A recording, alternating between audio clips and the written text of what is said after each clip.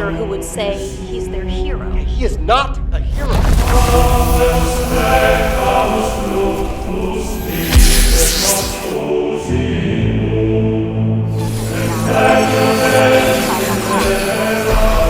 He has the power to wipe out the entire human race.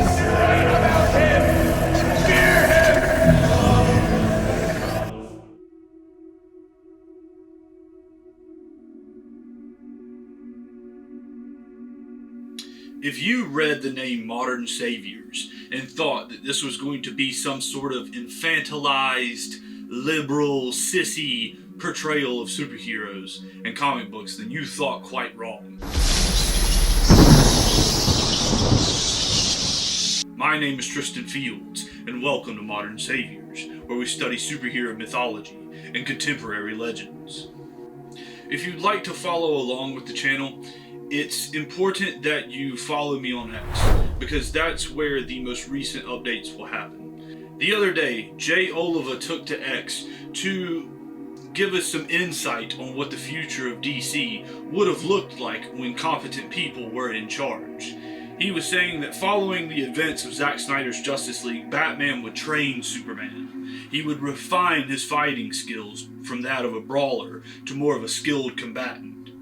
And he said that by the time Superman ended up fighting Darkseid, he would be pretty scary. And this sent the usual suspects into a tizzy of complaining about how Superman's not supposed to be scary. Oh no, please no. Which is just absurd. Because as I stated in my response to this discussion, Superman is terrifying. He is a man who wields the power of God. Empathizing with the people of Superman's timeless state, it is important to consider if Superman actually existed in the field of time with us. Superman could land in front of you at any moment without a force in the world that could stop him from getting to you.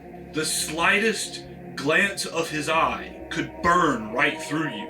Trembling and without the means to fight him, your only option is to pray that he's merciful. This is only a fraction of the experience of the people that live with him. He could effortlessly topple cities, destroy the planet, or even reverse time. We are at his mercy. Thankfully, due to his experience of living every stage of life as a man, he uses this immeasurable power to protect us from the horrors of the universe and showing us what a man is capable of at his peak. A being that is capable of inspiring great hope would not be possible without the potential of also inflicting great fear. The potential for Superman's wrath is too great not to be considered. People pray to God, but also fear him. It is no different for the people of Superman's world when their own private whispers grace the superpowered ears of the being capable of destroying everything, but also the only being capable of preventing ensured destruction. And I use these two pictures of Henry Cavill's Superman, not that it has anything to do with Snyder or him or really anything. This is just the definitive version of the character, without question. The responses to this clearly indicate the differences between a first-person fan and a third-person fan. And I think there's a major distinction between types of comic book fans. I think there's first-person comic book fans, and I think there's third-person comic book fans. The people who fall into the first person actually make an attempt to immerse themselves into the world as if they existed there. It's kind of the feeling of Bruce Wayne witnessing Superman's fight with Zod in Metropolis. That's the level of immersion you want to have in order to truly grasp the scale of these characters. A first-person fan makes the effort to immerse themselves in the world in which the characters exist. The third-person fan is removed from it and reads it as this omniscient entity that knows everything that's going on, which I would argue is how most media is consumed. But if you really want to immerse yourself in the world, in the character's story, in what they truly are, then you have to be a first-person fan. You have to exist alongside them. You have to consider what it would be like to witness them. Next time you're driving down the road, really immerse yourself in the world of DC Comics and think, man, Superman could fly across the sky in a second and I wouldn't even see him. I would just feel the shockwave of his power passing by. It amazes me that more people don't get this, because what Superman's power allows him to do is absolute tyranny. That is what makes Superman the outlaw in the modern day. The fear of his potential tyranny. There is nothing on Earth that can stop him. In Batman Endgame, Volume 7 by Scott Snyder, Batman says this explicitly. All of his plans, all of his contingencies are to combat Superman when Clark is at the wheel. However, if Superman is freed from the restraint that he shows, then all hell will break loose, and there's nothing you can do to stop him. Think about it. Really immerse yourself in the world of DC. It's not that Superman would do this, but he could do this. If I was on his bad list, he could slam through the roof at any second right here in front of me. And, say I was really on his bad list, laser my head off in a second flat before I would even have time to react. Now, of course, Superman is a nice guy. Superman is a hero. But it's the fact that he could do this. He could cause limitless destruction. He could rule the world with an iron fist. So let's go through some of the replies to this tweet, because I gotta say I'm disappointed, but I'm not surprised. Some people made some excellent points. Like Shark Boy Art here said that this is why it's good for Batman or Rorschach to exist, because they portray and symbolize a resistance towards absolute power. Whether that's Superman, Ozymandias, or Dr. Manhattan, they refuse to bend the knee to the tyranny that their power allows for. And let's start with the lowest IQ takes, right? Oh, it sounds like Lex Luthor wrote this tweet. This must be Lex Luthor's alt account. Oh my god. So funny. So funny. It's funnier when 50 people say it, and then 50 more people say the same thing. That's what you have to realize, that's what the villain is there for. The villain is there to represent the negative aspect of the hero's power. Lex Luthor is the infinite advancement of mankind personified, but it is brought to a screeching halt with Superman's existence. That's what's terrifying, that there is no power beyond him. There is nothing we can do to match him.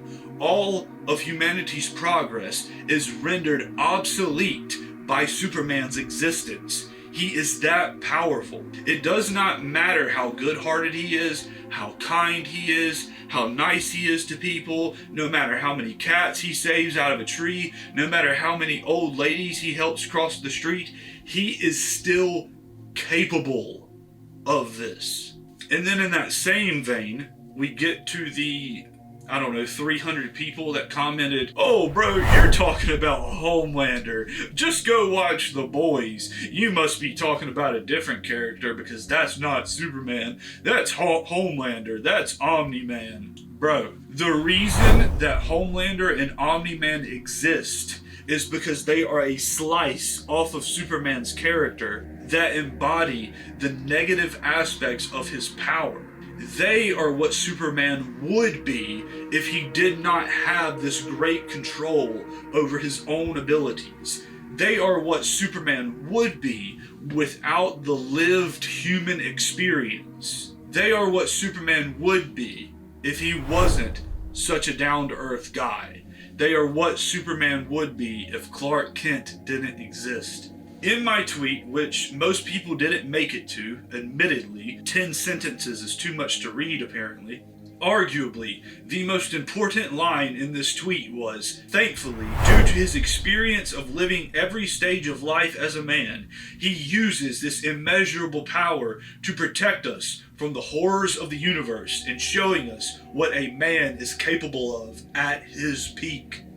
Most people admittedly did not get to that. That is what Homelander and Omni-Man lack. They lack that lived human experience. Clark went through every stage of life, like I talk about in several videos. Clark went through childhood, his teen years, growing up through school, growing up through high school, early adult years, finding his way in the world, to where he is now, canonically. That lived experience, that shared quality of the human existence is what makes Clark so good. He grew up with two down-to-earth people who live off the land in the heartland of America. That lived human experience is why we don't have to fear his power. But regardless, his power is infinitely fearsome. The next response that stuck out to me was people reminding me, as if I don't know, that Christopher Reeve's iteration of Superman emphasizes that he is a friend. So let's talk about that.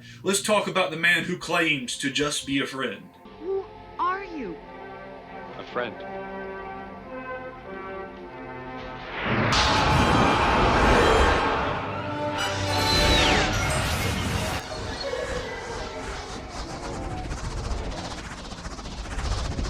Yes, Clark Kent is that friend. Clark Kent is there to help. Superman is that good Samaritan that will be there for you if you need him. However, what his power allows for is far greater than that. At the end of the 1978 film Superman the Movie, enraged, Superman flies off into the sky to circle the Earth as fast as he could until he reversed time. This level of power allows for a tyranny like no other. Think about the implications of that. If you really want to understand Superman, you have to think about the implications of what his power means for humanity. Again, put yourself in the world of DC Comics. Blink and change your setting. If we live alongside Superman, why would any of our choices even matter if he can reverse time at will?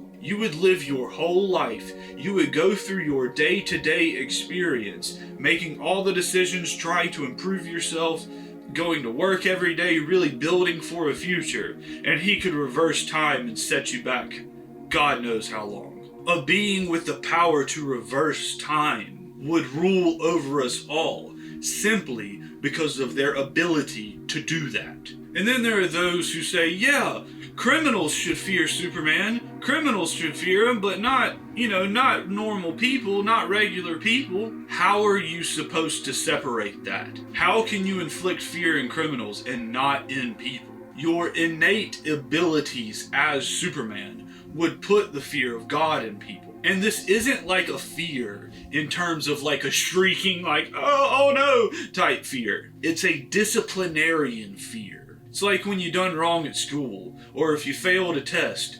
Oh no, when I get home today, Dad's gonna kill me. Is your dad actually going to kill you? No. Your father's authority and your father's power over you is what you fear. This is what Superman represents for all mankind. He's not a father for all mankind, but that power and authority that he wields is what maintains that status. He cannot possibly put the fear of God in criminals without doing it to everybody else.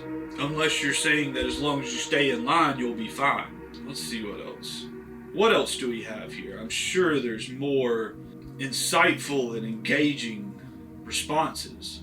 Let's check the quotes. At some point I'll be live streaming videos like this, but I need to upgrade my setup. Here's one that I find interesting. Someone responds with a meme saying, I love Superman. You love Superman, or you love imagining yourself as Superman? And then he admits, imagining myself as Superman. Duh, do I want to just be some normal guy? No, I want to be Superman.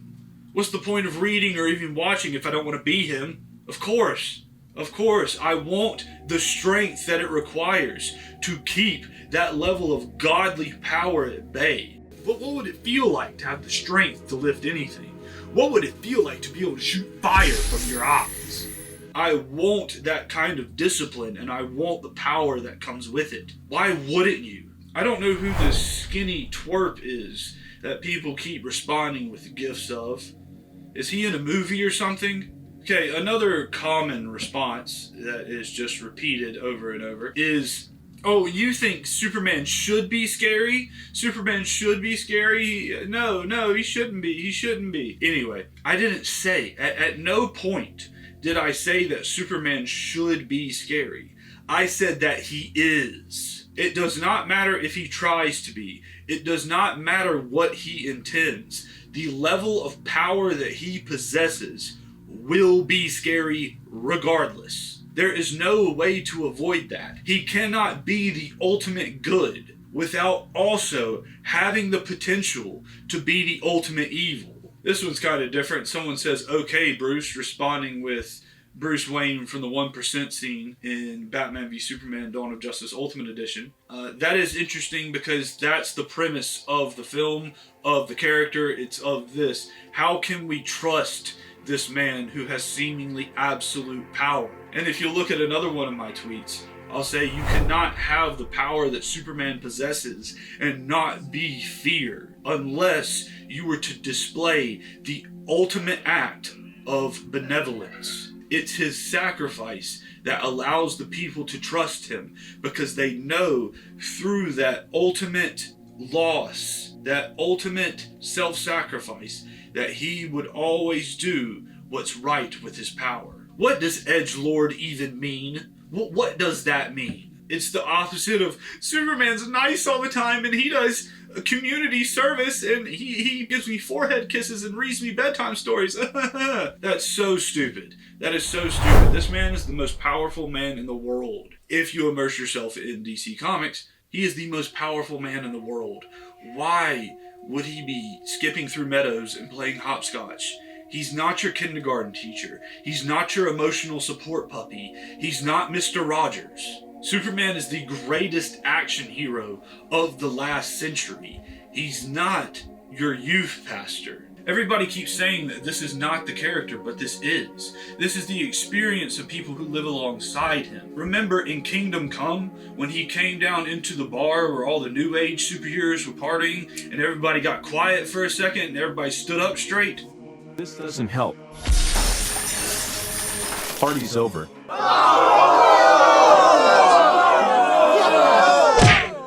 I'm here because the world's in bad shape. We have a lot to do and not a lot of time to do it in. I want you to join the League, willingly. Before you do, you should know that we have roles. Heroes act in a certain way. This isn't it. Those of you who take up with us, willingly, will be expected to be as responsible as you are powerful. You'll be expected to behave better. Those who don't, will be dealt with. That's fear. That is the fear of God. That is the fear of authority. That is that disciplinarian fear. They know they can't mess with him. They know they can't cross him. Superman is terrifying because there is nothing you can do to stop him. It's within your best interest to be aligned with his will. To everyone saying that by thinking this, that you're missing the whole point of the character. Again, this isn't like, oh, heckin' wholesome Chungus. This isn't heckin' wholesome Chungus Superman. Actual Superman has all the power in the world. Actual Superman could destroy anything at any moment. Superman has too much power to solely be this nice guy. Thankfully, due to his entire lived experience as a man, he is that nice guy. He is graceful with his power. He is benevolent. That is what he represents within this world. That is what he represents within the world of DC Comics. If you lived in that world, you would be grateful for his benevolence, but you would also tremble at the thought of what he could do. With that being said, I would like to say thank you. Good night. Check out my latest video, Superman in the Surveillance State. We cover a lot of this in that video as well, but more specifically with the allegorical nature of BVS. If you want to take comics seriously, if you want to take fiction as a whole seriously, if you want it to be the American mythology that it is, subscribe, like, and join me on this mission. I'm tired of everything being so goofy and nice and infantilized. This sort of thing grows up with the audience. It's not just eternally for children. I don't know how you yourself could grow up and then remain attached to something that is eternally for children without wanting it to change to better represent where you are in life at that point. Superman is so much more than a nice guy, than a good Samaritan. He is that thing, but he is so much more. So thank you, and good night.